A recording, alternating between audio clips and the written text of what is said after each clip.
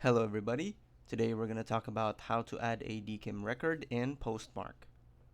So step number 1, navigate to your sender's signature tab. Under the domain you are adding DKIM authentication for, click DNS settings or add a DKIM record.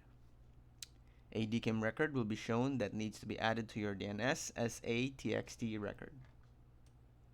Head over to your host or DNS provider and access the area where you want to add new DNS records. In your DNS manager, add a new TXT record with the host name and value shown in your DNS settings page for the domain you are adding DKIM for. Once the record is added to your DNS, DKIM will show as verified in your Postmark account within 48 hours. You can use the Verify button to initiate a manual verification check if you do not see the record automatically become verified.